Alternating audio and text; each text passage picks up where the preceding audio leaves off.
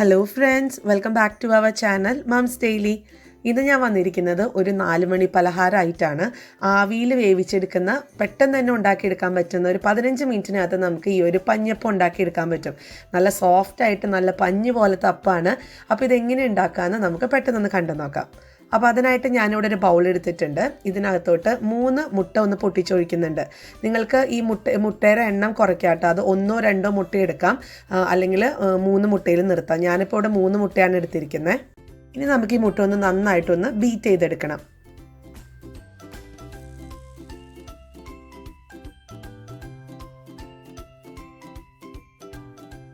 അപ്പം മുട്ട നന്നായി അടിച്ചെടുത്ത് വന്നിട്ടുണ്ട്. ഇനി ഇതിനകത്തോട്ട് ഞാൻ പഞ്ചസാര ചേർക്കുന്നുണ്ട്. ഞാൻ 3 ടേബിൾ സ്പൂണോളമുള്ള പഞ്ചസാരയാണ് ചേർക്കുന്നത്. അത് നിങ്ങളുടെ മധുരത്തിനനുസരിച്ച് കൂട്ടും കുറയ്ക്കുകയൊക്കെ ചെയ്യാം. എന്നിട്ട് നമുക്കിത് നന്നായിട്ട് തന്നെ ഒന്ന് അടിച്ചെടുക്കണം. കാരണം ഈ പഞ്ചസാരയൊക്കെ മുട്ടയിൽ നന്നായിട്ട് അലിയുന്നത് വരെ നന്നായിട്ട് അടിച്ചെടുക്കാം.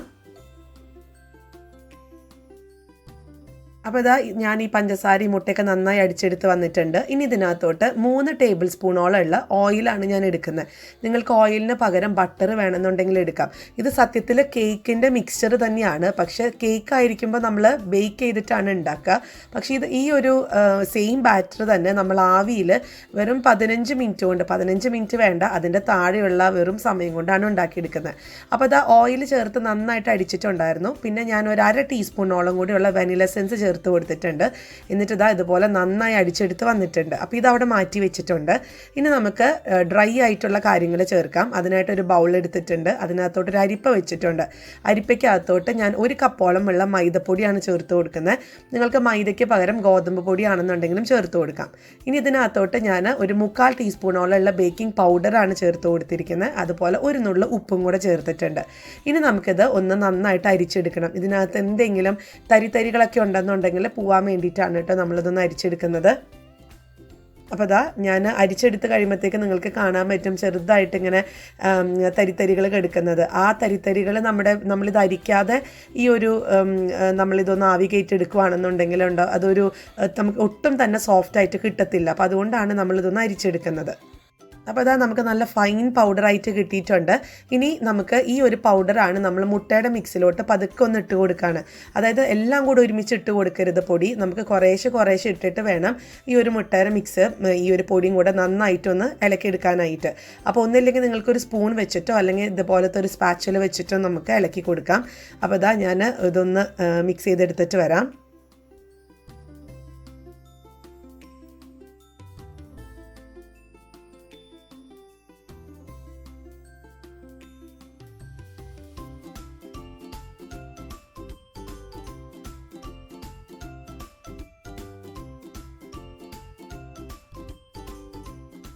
അപ്പോൾ നമ്മുടെ ബാറ്റർ ഇവിടെ റെഡിയാണ്. കണ്ടോ, നല്ല കേക്കിൻ്റെ ആ ഒരു കൺസിസ്റ്റൻസിയിലാണ് വന്നിട്ടുള്ളത്.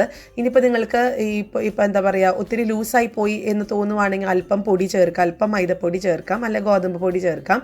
ഇനി അതല്ല ഒത്തിരി ടൈറ്റായിട്ട് ഇരിക്കുകയാണെന്നുണ്ടെങ്കിൽ അല്പം പാല് ചേർക്കാം കേട്ടോ. ഒരു 1-2 ടേബിൾ സ്പൂൺ പാല് ചേർത്ത് അതൊന്ന് ആ ഒരു കൺസിസ്റ്റൻസിയിലോട്ട് കൊണ്ടുവരാം. ഇനി ഞാൻ ഈ ബാറ്റർ ഒഴിക്കാൻ പോകുന്നത് ഇതുപോലത്തെ സ്റ്റീലിൻ്റെ പാത്രത്തിലാണ്. അപ്പോൾ ഇത് കട്ടോരി എന്നൊക്കെ പറഞ്ഞിട്ടുള്ള പാത്രമാണ്. നിങ്ങൾക്ക് ഏത് പാത്രം വേണമെങ്കിലും യൂസ് ചെയ്യാം. നമ്മൾ ചായ കുടിക്കുന്ന ഗ്ലാസ്സിലും കപ്പിലും അതുപോലെ സ്റ്റീലിൻ്റെ ഏത് പാത്രത്തിലും ചെയ്യാം. ഞാനിന്ന് കുഞ്ഞിതായിട്ട് കുഞ്ഞുങ്ങൾക്ക് ഒരു കയ്യിൽ പിടിച്ച് നടക്കാൻ പറ്റുന്ന തരത്തിലുള്ള ഒരു കപ്പ് കേക്ക് പോലെയാണ് ഉണ്ടാക്കുന്നത്. അപ്പോൾ അതുകൊണ്ട് ഞാൻ ഇതുപോലത്തെ ഒരു ലൈനറും വെച്ചിട്ടുണ്ട് ഈ ഒരു എന്താ പറയുക പാത്രത്തിനകത്തോട്ട്. അങ്ങനെ ലൈനർ വെക്കണമെന്ന് ഒരു നിർബന്ധമില്ല. നിങ്ങളിപ്പോൾ ഇത് ഏത് പാത്രമാണ് എടുക്കുന്നത് ആ പാത്രം നമുക്ക് അല്പം ഒരു എണ്ണയോ ബട്ടറോ ഒക്കെ ഒന്ന് വെച്ചിട്ട് ഒന്ന് തൂത്ത് കൊടുക്കണം. എങ്കിലാണ് നമുക്കത് പെട്ടെന്ന് വിട്ട് കിട്ടത്തുള്ളൂ. അപ്പോൾ ഞാൻ ഈ ഒരു 3 പാത്രങ്ങളിൽ നമ്മുടെ കേക്കിൻ്റെ ബാറ്റർ ഒഴിച്ചു കൊടുക്കുകയാണ്. ഒഴിക്കുമ്പം ഇപ്പോഴും ഒരു 1/4 ഭാഗത്തിൻ്റെ തൊട്ട് താഴെ നിൽക്കുന്ന അളവിൽ മാത്രം ഒഴിച്ചു കൊടുക്കുക. കാരണം ഇത് കുറച്ച് കഴിയുമ്പോൾ പൊന്താൻ തുടങ്ങും. നമ്മളിതൊരു ആവി കയറ്റി എടുക്കുമ്പോഴത്തേക്കും ഇതൊന്ന് പൊന്തി വരും. അപ്പോൾ ഒത്തിരി നമ്മൾ നിറച്ചൊഴിച്ച് കഴിഞ്ഞാൽ അത് ചിലപ്പോൾ ഓവർഫ്ലോ ആയിട്ട് ഇങ്ങനെ ഒരു ഷേപ്പ് ഇല്ലാതെ നിൽക്കും. അപ്പോൾ അതുകൊണ്ട് അത് ഒഴിവാക്കാനായിട്ട് ഈ പറഞ്ഞ പോലെ 1/4 കപ്പിൻ്റെ തൊട്ട് താഴെയുള്ള അളവിൽ നമുക്ക് ഒഴിച്ചു വയ്ക്കാം. അതുപോലെ എന്നോട് കുറച്ച് പേര് ചോദിക്കാറുണ്ട് ഈ ബേക്കിംഗ് സോഡയ്ക്ക് പകരം അല്ലെങ്കിൽ ബേക്കിംഗ് പൗഡറിന് പകരം എന്താണെന്നുള്ളത്. അപ്പോൾ നിങ്ങൾക്ക് ഏതെങ്കിലും ഒന്ന് എടുക്കാം. ഒന്നിൽ ബേക്കിംഗ് പൗഡർ എടുക്കാം, അല്ലെങ്കിൽ ബേക്കിംഗ് സോഡ എടുക്കാം. ബേക്കിംഗ് പൗഡർ ആയതുകൊണ്ടാണ് ഞാനിവിടെ ഏകദേശം ഒരു ടീസ്പൂണിന് അടുത്ത് എടുത്തിട്ടുള്ളത്. ബേക്കിംഗ് സോഡയാണെന്നുണ്ടെങ്കിൽ അത്രയും വേണ്ട, ഇതിൻ്റെ പകുതി എടുത്താൽ മതി. അതൊരു 1/2 ടീസ്പൂണോളമുള്ള ബേക്കിംഗ് സോഡ മാത്രം ചേർത്താൽ മതിയാവും.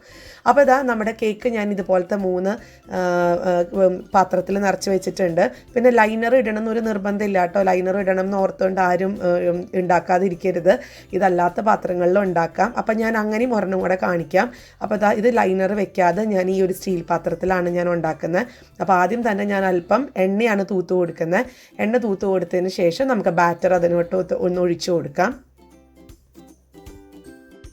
അപ്പോൾ ഞാനിപ്പോൾ ഒരു പാത്രം കൂടെ, കുഞ്ഞു പാത്രം കൂടെ എടുക്കുന്നുണ്ട്. എല്ലാവർക്കും കൂടെ ഒന്ന് തികയാൻ വേണ്ടിയിട്ടാണ്. കാരണം എൻ്റെ കയ്യിൽ 4 പാത്രമേ അങ്ങനത്തെ കുഞ്ഞിതായിട്ടുള്ളൂ. ബാക്കിയപ്പോൾ ഒരു പാത്രം കുറച്ചും കൂടെ കേക്ക് ബാറ്റർ ഉള്ളതുകൊണ്ട് വേറൊരു പാത്രം എടുത്തിട്ടുണ്ട്. പിന്നെ ഞാൻ പറഞ്ഞ പോലെ ഒന്ന് നന്നായിട്ടൊന്ന് തട്ടിയിട്ട് വേണം നമ്മൾ ഇതൊന്ന് ആവി കയറ്റി എടുക്കാനായിട്ട്.